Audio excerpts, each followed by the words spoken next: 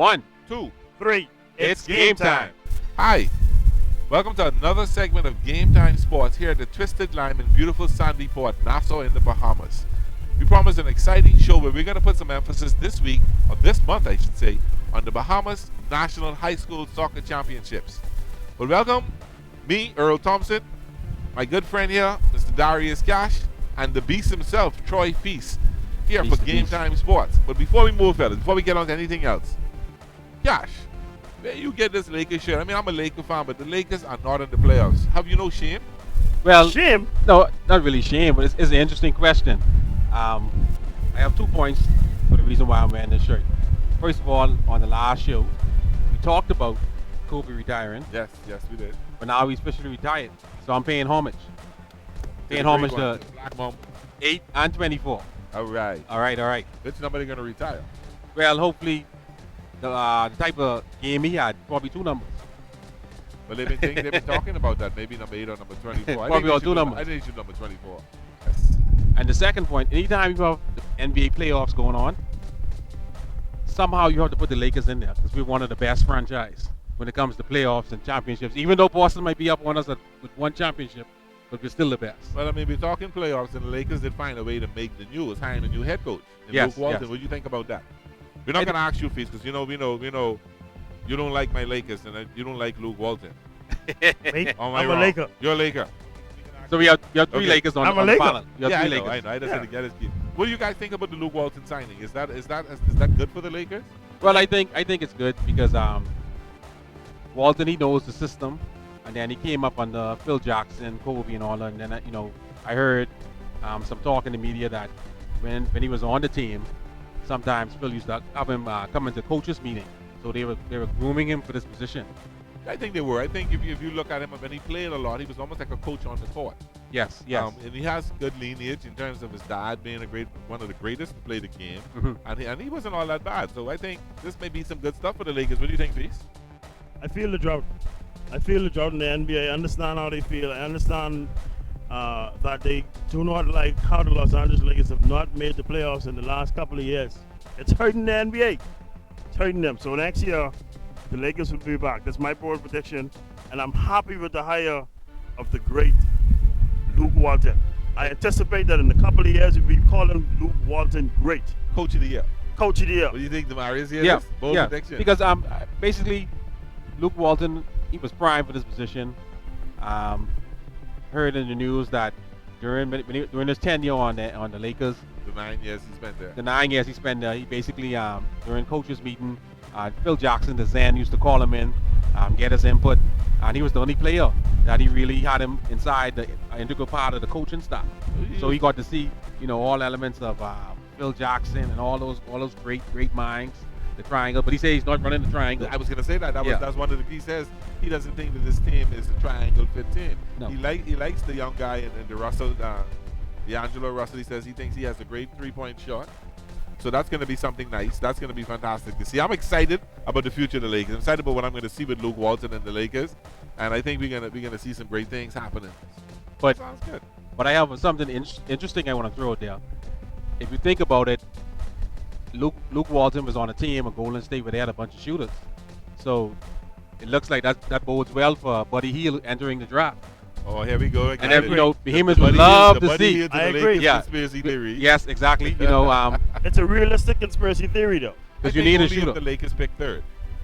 Yeah, I mean, if the Lakers don't get the 4th or 5th pick, it's gone. It's gone to the Sixers. Yeah, it's gone. So, So- they got to But pray I that think they if get the- 1, 2, I or think 3. if the Lakers pick 1 or 2, they won't pick Buddy. I think they would. You think so? Yeah, I think they would. So that's your bold prediction. The theory might become a reality. Now, think about it. In Kobe Bryant's long, beautiful career, how many college games, how many players who was that good that they caused Kobe Bryant to come out and watch an NCAA game? One guy, Buddy Hield. Okay. Buddy And- Hield is the and only guess what? player in the history of Kobe Bryant's career who made Kobe Bryant come out and watch not just one game, but 2 games. Now you see you make that's a bold statement. You sure that Yeah. he didn't come out and watch anybody else play before? Well, according to him, Okay. he was interviewed afterwards. All He's right. like, you know Okay. what? The reporter asked Kobe Bryant, how come you came out to watch this game? He said, I heard about this guy, Buddy Hield, and I had to come out and see it for myself. And then And I also, came on to see him the next day. I got you. just a quick note, Buddy has Kobe's old agent. So, Oh, I didn't know that. So Buddy love a $24 million a year contract before we know it. Now, speaking of good times and because I'm gonna put Feasy on the spot now because Oh, yeah. he said in a conversation with me that I think Feasy is leaning that Buddy will become a Laker. Yes. Is that going to be your bold? When we go up to June for the NBA draft, I want to make sure that May 1st, 2016, you said this to me. Buddy is going to be a Laker, regardless of where the Lakers pick. Where is it? Once it's in the top 3, of course. Once it's a 1, 2, or 3, Buddy's going to be a Laker. It's providing that if Lakers get the third pick, whoever gets 1 or 2, if they have a necessity for a shooting guard, a good shooting The guard, Sixers could take the Lakers. the Sixers could take him. I mean, Buddy could take could Buddy. go. Buddy could actually go number 1 in the draft Over Ben Simmons. over Ben Simmons, And That's over Ingram or the Duke. over Ingram or the Duke. That's a bold prediction. You're the only one saying that now. Everybody else is either saying it's going to be Simmons or Ingram number 1, and then Buddy after them. I'm bold enough to say it. I mean, Okay. a prediction is only a prediction. It's not scientific. You could be wrong or you could be right. Well, let's go with something else great would happen for the Bahamas in the WNBA draft. yes. A young lady out of Grand Bahama. Jonquel Jonquel Jones. Jones. Yeah. That's pretty exciting time. I started to do backflips because being a Laker fan, I'm also a LA Spark fan. So when the Spark picked, I was great, Yeah, just give us I was all kinda more to have excited fun. too. Then they traded her to Connecticut. Yes. Yeah. Yes. So I was a little disappointed there, but I'm happy for her that she's going to be in the WNBA. I think she's going to make a name for herself. I think she has a little more talent than the last Bahamian girl that was drafted. And not to take anything away from Antia. So I'm excited about Jonquel being in the NBA. I think we as Bahamians haven't paid enough attention to her. I mean, of course, Buddy had all the press, so Buddy was given all the praise. But we're excited about this. She was drafted, and I look for great things when the NBA starts in June. So I gotta Yeah, ask you a question. Yeah. But Yeah. I just hope, just before you go, Feast, I just hope the Basketball Federation would bring all these guys under one umbrella and have Bahamians salute them. Yes. Because all the college guys had a good season this year, and basketball, the future looks bright. If I was in China right now, said it before, looking at Bahamas basketball, I would say, hey, they have something good going on now. Yeah. And Well, we had 6 Bahamians in the NCAA, 6 men in the NCAA tournament, which is fantastic. Yeah. But That's Mike, good. the point that I wanted to make was about Freeport Grand Bahama. Jonquel is from there, and Buddy Hield is from there. Is there something special going on basketball-wise in Freeport Grand Bahama compared to what's going on in Nassau? I'm sure. Well, Freeport, I think their first love is basketball. And I think look at the talent that's out there now, we can have an opportunity to do that soon. But when we come back, we're going to take a look at the NFL draft.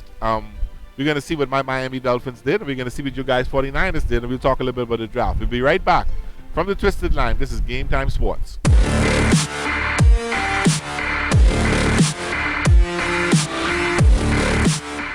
And welcome back to Game Time Sports here at Twisted Line. Gentlemen, you know that the NFL finds a way to stay in our conversation Stay 12 relevant. months out of the year. Yes. Almost 12 months out of the year. And Thursday, Friday, and Saturday was the NFL draft. Some exciting things happened. We didn't have a Bahamian drafted, but we had a Bahamian signed as an undrafted free agent. And that's young Mr. Cooper out of Eleuthera Alex Cooper, yes. from the University of Houston. University of Houston, they had a good season. A coach that, is excited about the program. They won the American Conference, and sky's the limit. Yes, and he was able to sign a contract. Not a lot of undrafted free agents make teams, but if they do, if he has good skills for special teams, he has a good chance. Yeah. And he should learn some stuff from Marvin Lewis there. Yes, exactly. Then Cincinnati is the team that has been in the playoffs for the last. I don't know. I don't even put no numbers out there, Okay. but they've been inside the playoffs. So it's And a 2 good. early exits Yeah, exactly. in the most recent. Exactly. The draft. 2 quarterbacks, man, and I don't think we've seen 2 quarterbacks go 1 and 2 for a long time. No. Jared Goff from California. Aaron Rodgers. He's staying right there in California, going right across the street to the St. Louis Rams, not the St. Louis Rams. The LA Los Rams. Angeles Rams. LA Rams. You got to get used to that. I got to get used to yeah, that. LA Rams. Yes. I mean, so the LA Rams now, and actually they're going back there because there used to be LA Rams back Yes. in the 70s Yeah. and 80s, I think. And they went to St. Louis now. They're coming back to LA. He's going to get an opportunity. The good thing about it is he doesn't have to throw a lot. Just give the ball to Gurley. Gurley. Just let Gurley run. Gurley. He may have to Gurley. throw 10, 15 times a game, and eventually he can get his feet wet. So it's not the pressure on him being the man this time. The pressure is not on him for that. But the next pick, a mid-major team. Mhm. And you know, when we say, people say, what do you mean by mid-major? We got the Super Fives, the Alabama, the Ole Misses, the Notre Dames, the Florida States, the Ohio State. Then you got that second tier of Division I school with the mid-majors, South Dakota, North Dakota State, Mhm. and Wentz, Carson Wentz. Yeah. He goes to Philadelphia, which makes me wonder, didn't they just sign their quarterback to a long-term contract? Yep. Sam Bradford. And you're gonna pick a quarterback number 2 to put on the bench? Yeah. I Number don't two. understand that. And Number 2 picks they don't back up. No. And Sam Bradford's really ticked off about it. It appears that he's really I understand ticked he's off. been horrid he's for not trade. he's not answering his phone calls. So I guess he's probably really ticked off about it. Not Signing your a piece, trade. but think about this. The number 2 pick, he won't come there to be a backup. The number 2 pick is expected to play. Yeah, a pick need to play. At least by mid-season. But we'll see what happens. You know, I Oh, mean, you to just me, I put really it don't in care what position. happens to either of these 2 teams because they're not the great Dolphins.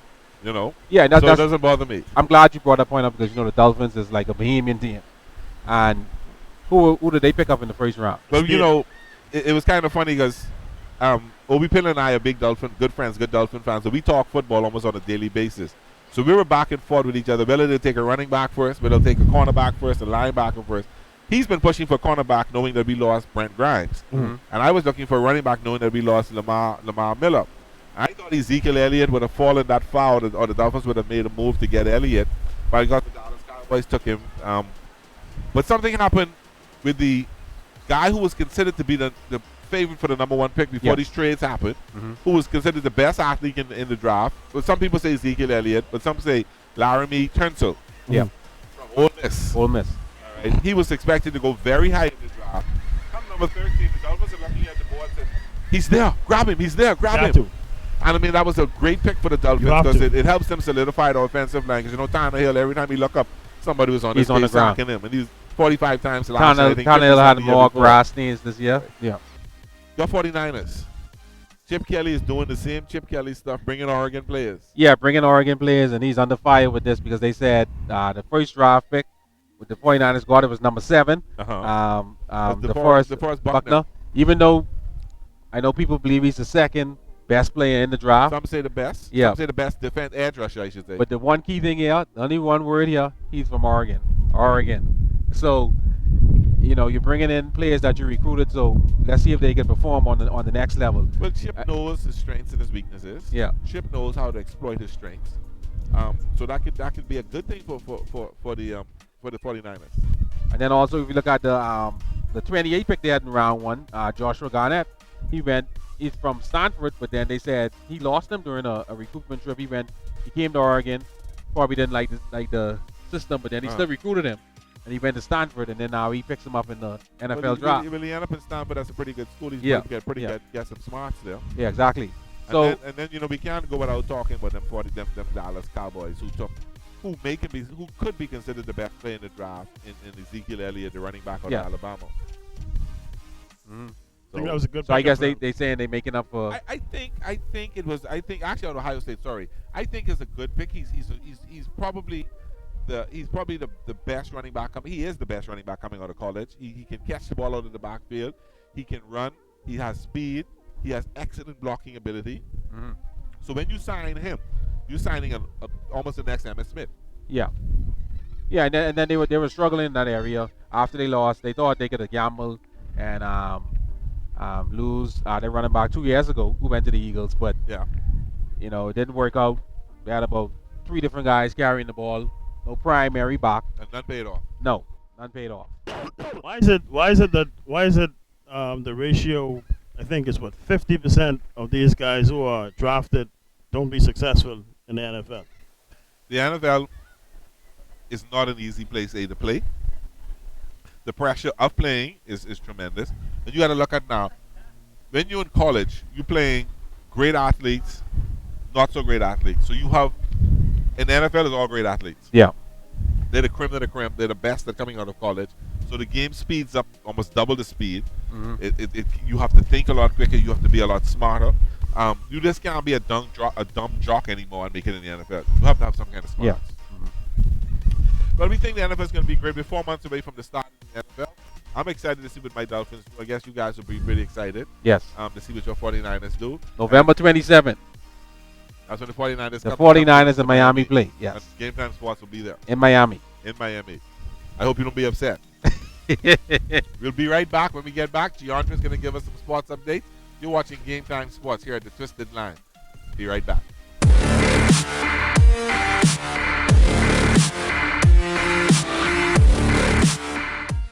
Thank you for tuning in to another exciting sports update from Game Time Sports.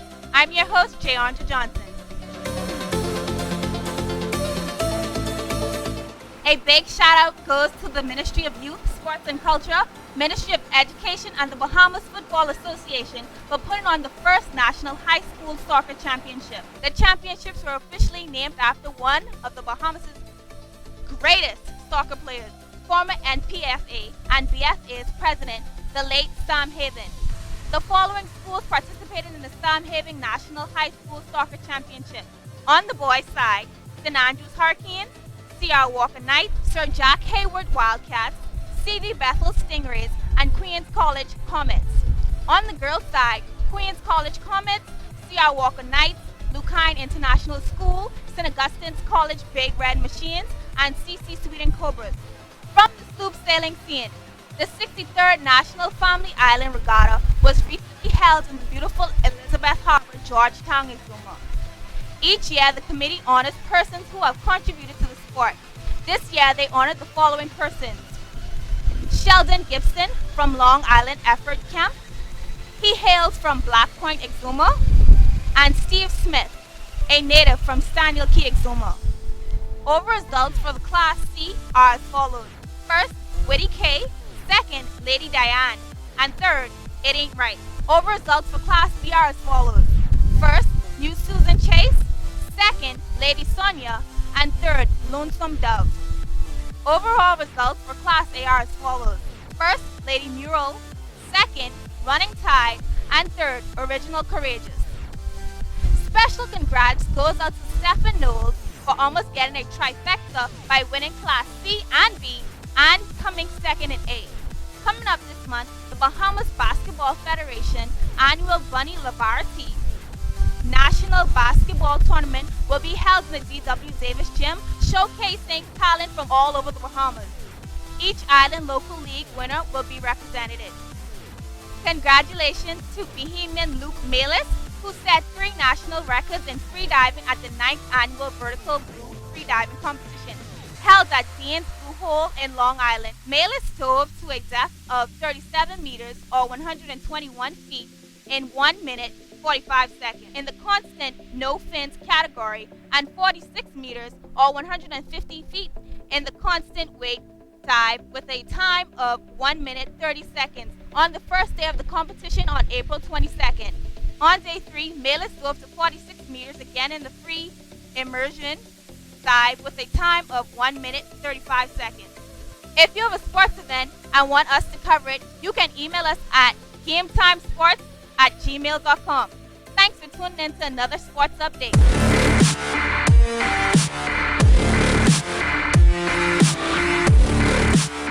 And welcome back to Game Time Sports here at the Twisted Line at the Sandy Port Resort, beautiful Nassau, Bahamas. Now, you know, this segment is the segment I like the most. And you see the brother got his hat turned backwards on this one. Yeah. So this must be a major issue, hey, Demarius, what you think? Major pet peeve. This way my brother gets the opportunity to and moan. Can't say the voice away, but he gets the moan. So let's move into our segment. All right, so let's get rid Feast. What is your issue today? Oh. My issue today, by the way, I'm not a person who likes issues or like having issues. I want to bring resolution to all the issues. Listen, I don't want you all to think that I'm just a person who always have issues, because I don't. But I have an issue today with the lack of websites in the Bahamas. The lack of use of websites by businesses. It's like we don't believe in websites. With all the rich history we have in sports, none of it is documented. What you have is a bunch of old guys who walk around, who've been around from the 60s and 70s, who telling me all these stories about all these great athletes from the 60s, 70s, and 80s. It's no benefit to me. I try to log on to a website to get information, and you go on click onto the Bahamas Basketball Federation website, no information. You will click onto any local website to get information. You just simply can't get it.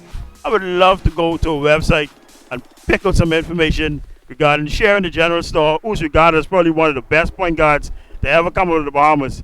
But I can't go to no website. I can't go to the Bahamas Basketball Federation website and get that information, get any video clippings of Sharon the General Store. You're kidding me. Wow. You can't. And you know, Sharon the General Store was a sock man, not to rub it in. And he also went to Division III school, St. John's University in Minnesota. Is it on Sock's website? Why are you trying to bring sock? I'm just saying. You brought it up. I didn't bring it up. I said he went to sock. You brought up Sock. That's all. I just said he went to sock. And he went to St. John's in Minnesota. All of a sudden, you want to talk about sock website? No, but you also had to get that opportunity to get I know. that See, that's a blow, sock boy. moment. Yeah. Anyway, I want to say this one thing before I go, because we have a braggadocious soccer on this panel. This braggadocious soccer, and this next one on the other side of him, another soccer, but as much history and success soccer's had, there's no website that I can go to and connect and see that rich history. What I have to do is go down to SOC and go into the office and see all those trophies. you have a point there. Yeah, you have a good point. You have a good You have a point. point there. But we do have an excellent Facebook page. Thank God for Facebook. Amen. Maybe I should be getting Zuckerberg some money. We need to be getting our web. You're very right, and that's something that we need to talk about. We need to get our websites together. We need to have these schools and the websites together, the associations. You are very right. That's the only way, not the only way, but it's a good way for colleges to hear about these kids. Exactly. For outsiders to find out more about the Bahamas. For sporting enthusiasts to find out what sports is all about in the Bahamas. Historians. So get your website together. Damaris, we can leave him alone on this one. Yeah, we right? leave him alone. But Feast is right. I mean, we need the history to be known. You have young kids entering these programs and don't know the history of the sport, and it'll help spread it. And these websites, we could channel everything through that. But federations need to keep it more consistent, up to date. You know, earlier had experience today. Just trying to get some information on the National Family Island Regatta. I pulled up their website, and all I see is this one page, and basically it's just a synopsis of what the regatta is about. 63 years. 63 years. In Elizabeth Harbor, in beautiful Georgetown, Exuma. It's headed by Danny Shaw. That's it. That's one page. I couldn't get any results. I mean, it's 63 years. I think in 63 years they should have a world of only pictures. Yeah. A world of pictures. Yeah. Thousands of pictures. I have enough pictures that I can just put up and do a whole website on the ones I went. So imagine for 63. Yeah, exactly. So It is simply frustrating. So- And we got a website. We got a computer man on the table here with us. yeah, but see now, Game Time Sports website, when it does launch, it will be a very good website. Yeah. We're working on that now. And unfortunately, the rain is coming. Well, that's all right. It's all of what we call God's blessings. Yeah, exactly. Okay, but Feast, we understand your issues, and we hope that we can bring some conclusion to the issues. But when we come back, we're going to wrap up here at the Twisted Line with Game Time Sports. We'll be right back.